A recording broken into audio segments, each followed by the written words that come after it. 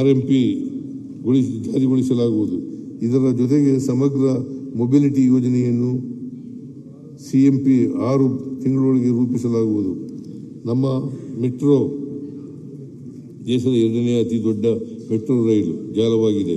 ಪ್ರಸ್ತುತ ಕಾರ್ಯಾಚರಣೆ ಜಾಲವು 96 ಕಿಲೋಮೀಟರ್ ಆಗಿದ್ದು ಇದರಿಂದ ಪ್ರತಿದಿನ 10 ಲಕ್ಷ ಪ್ರಯಾಣಿಕರಿಗೆ ಪ್ರಯೋಜನಕಾರಿಯಾಗಿದೆ.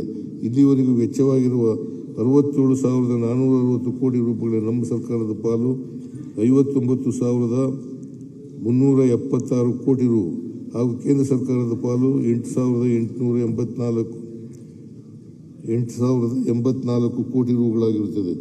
ಇದಕ್ಕೆ ರಾಜ್ಯ ಸರ್ಕಾರದ ಪಾಲಿನ 80% ಎದುರಾಗಿ ಕೇಂದ್ರದ ಪಾಲು ಕೇವಲ 12% ಇರುತ್ತದೆ.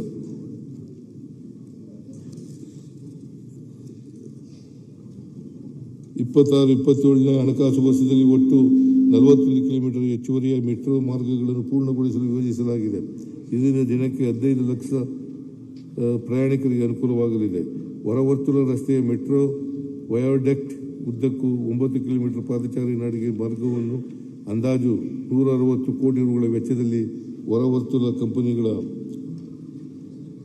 ಕಂಪನಿಗಳ ಸಂಘದ ಪ್ರಾಯೋಜಕತ್ವದಲ್ಲಿ ನಿರ್ಮಿಸಲಾಗುವುದು. ಬೆಂಗಳೂರು ನಗರದ ಸುಮಾರು 1.40 ಕೋಟಿ ಜನರಿಗೆ ಕುಡಿಯುವ ನೀರು ಪೂರೈಸಲು ಕಾವೇರಿ ನೀರು ಸರಬರಾಜು ಯೋಜನೆಯ 1ರಿಂದ 5ನೇ ಹಂತಗಳ ಮೂಲಕ ಒಟ್ಟು 2225 MLD ನೀರು ಪೂರೈಸಲಾಗುತ್ತಿದೆ. ಇದೀಗ ಜೈಕಾ ನೆರವಿನಿಂದ 6,939 ಕೋಟಿ ರುಗಳ ವೆಚ್ಚದಲ್ಲಿ ಹೆಚ್ಚುವರಿಯಾಗಿ 6 TMC ನೀರನ್ನು ಪೂರೈಸಲು ಕಾವೇರಿ 6ನೇ ಹಂತದ ಯೋಜನೆಯನ್ನು ನಮ್ಮ ಸರ್ಕಾರದಿಂದ ರೂಪಿಸಲಾಗಿದೆ. ಬೆಂಗಳೂರಿನ ಸಂಚಾರ ದಟ್ಟಣೆಯನ್ನು ಕಡಿಮೆ ಮಾಡಲು ತುಮಕೂರು ರಸ್ತೆಯಿಂದ ಹೊಸೂರು ರಸ್ತೆಯವರೆಗೆ 73 ಕಿಲೋಮೀಟರ್ ಉದ್ದದ ಬೆಂಗಳೂರು ಬಿಸಿನೆಸ್ ಕಾರಿಡಾರ್ ಭಾಗ 1 ನಿರ್ಮಾಣಕ್ಕೆ ಭೂಸ್ವಾಧೀನ ಪ್ರಕ್ರಿಯೆ ತ್ವರಿತಗತಿಯಲ್ಲಿ ನಡೆಯುತ್ತಿದ್ದು, ರೈತರಿಗೆ ಸಮರೋಪಾದಿಯಲ್ಲಿ ಪರಿಹಾರ ವಿತರಿಸಲಾಗುತ್ತಿದೆ. ಈ ರಸ್ತೆಯನ್ನು 4 ವರ್ಷಗಳಲ್ಲಿ ಪೂರ್ಣಗೊಳಿಸುವ ಗುರಿ ಹೊಂದಲಾಗಿದೆ.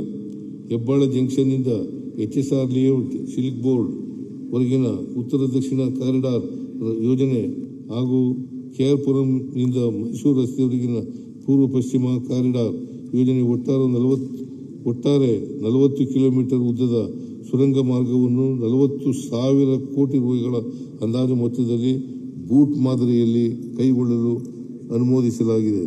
ಮೊದಲನೇ ಹಂತದಲ್ಲಿ 17 ಕಿಲೋಮೀಟರ್ ಉದ್ದದ ಉತ್ತರ ದಕ್ಷಿಣ ಕಾರಿಡಾರ್ ಯೋಜನೆಯನ್ನು 17,780 ಕೋಟಿ ರೂಗಳ ಮೊತ್ತಕ್ಕೆ ಟೆಂಡರ್ ಕರೆಯಲಾಗಿದೆ.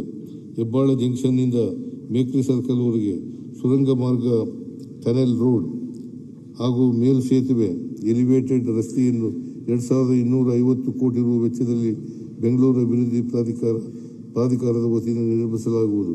ಬೆಂಗಳೂರು ನಗರದ ದಟ್ಟಣೆಯನ್ನು ಕಡಿಮೆ ಮಾಡಲು ನೆಲಮಂಗಲ, ತಾವರೆಕೆರೆ, ಬಿಡದಿ ಮಧ್ಯಂತರ ವರ್ತುಲ ರಸ್ತೆಯನ್ನು BMRDA ಹಾಗೂ ಸ್ಥಳೀಯ ಯೋಜನಾ ಪ್ರಾಧಿಕಾರಗಳ ಆರ್ಥಿಕ ಸಂಪನ್ಮೂಲಗಳನ್ನು ನಿರ್ಮಿಸಲಾಗುವುದು. ಮುಖ್ಯಮಂತ್ರಿಗಳ ಅಮೃತ ನಗರೋತ್ಥಾನ ಯೋಜನೆ ಹಂತ 4ರ ಅಡಿಯಲ್ಲಿ ಮೂಲಸೌಕರ್ಯ ಅಭಿವೃದ್ಧಿ ಕಾಮಗಾರಿಗಳನ್ನು 3,885 ಕೋಟಿ ರುಗಳ ಮೊತ್ತದಲ್ಲಿ ಅನುಷ್ಠಾನಗೊಳಿಸಲಾಗುತ್ತಿದೆ. ಇಲ್ಲಿಯವರೆಗೂ ರಾಜ್ಯ ಸರ್ಕಾರದಿಂದ 1,716 ಕೋಟಿ ರುಗಳನ್ನು ಬಿಡುಗಡೆ ಮಾಡಲಾಗಿದೆ.